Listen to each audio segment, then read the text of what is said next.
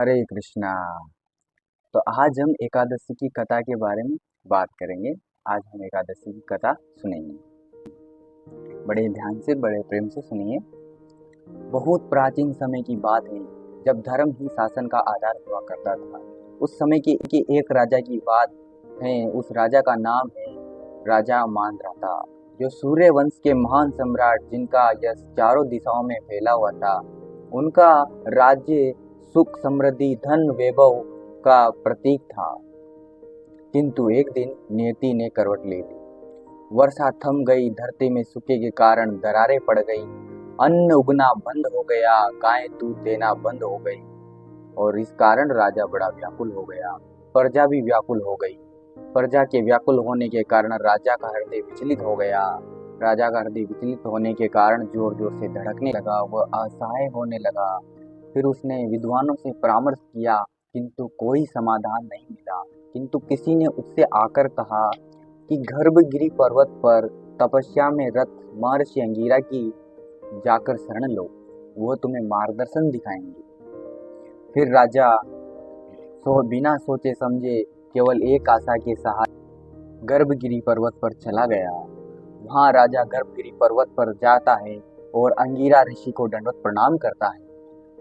हे अंगिरा ऋषि, मेरा आपको दंडवत प्रणाम। और अंगिरा ऋषि से राजा पूछता है कि हे महर्षि, मेरे राज्य में यह अकाल कैसे पड़ा? मेरी प्रजा संकट में है और मैं कुछ नहीं कर पा रहा, कृपा करके कोई उपाय बताइए।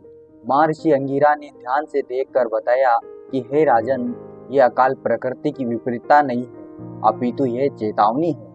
आपके राज्य में एक अधार्मिक व्यक्ति तप कर रहा है, क्योंकि अधार्मिक व्यक्तियों को तप नहीं करना चाहिए। उसका हृदय मन और शुद्ध नहीं है, वह अहंकार के वश में तप कर रहा है। उसका साधना भगवान को समर्पित नहीं, अभी तो अपने अहंकार को समर्पित है। ऐसे अपवित्र व्यक्ति के तप करने से प्रकृति रुष्ट हो गई है। हे राजन, राजा मांधाता फिर राजा मांधाता ने कहा, ऋषि, इसका क्या उपाय है? तब अंगिरा ऋषि ने कहा, हे सूर्यवंशी राजा मांधाता, तुम्हें देवशयनी एकादशी का व्रत करना होगा। राजा ने पूछा, ये क्या होती? तो फिर महर्षि अंगिरा ने कहा, आषाढ़ मास के शुक्ल पक्ष में आने वाली एकादशी देवशयनी एकादशी कहलाती है।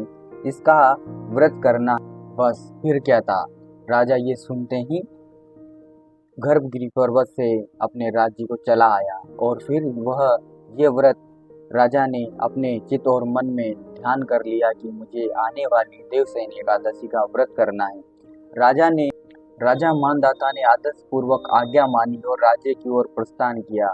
देवशयनी एकादशी का विधि विधान से पालन किया, दिन भर उपवास किया।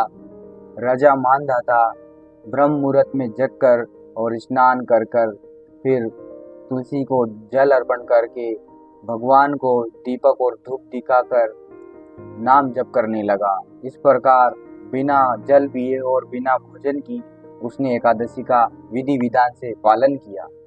फिर अगले दिन जब सूर्य उदय हुआ तो राजा देखता है कि उसके सामने सूर्य के चारों ओर बादल बादल दिख रहे, और बादलों से इतनी भयंकर वर्षा, इतनी भरपूर वर्षा हुई कि जिससे प्रजा अत्यंत प्रसन्न हो गई। ऐसी देवशयनी की एकादशी की महिमा है। यह कोई व्रत नहीं, ये भगवान ने साक्षात संबंध बनाने का दिन है। इसलिए भक्तों, हमें चाहिए कि हम एकादशी के दिन भूखे रहकर, केवल भूखे ही ना रहकर, अपनी वासनाओं को भी नियंत्रित कर और हरि नाम का ज्यादा से ज्यादा जप कर हरि कथा में अपने चित्त को लगाकर इस एकादशी को अपने जीवन में लाभप्रद बनाए और हम जल्दी से जल्दी भगवान के चरणों की प्राप्ति करें। भगवान के चरणों में हमारी गति मति बनी रहे, इसलिए हम इस एकादशी का व्रत करते हैं। हरे कृष्ण।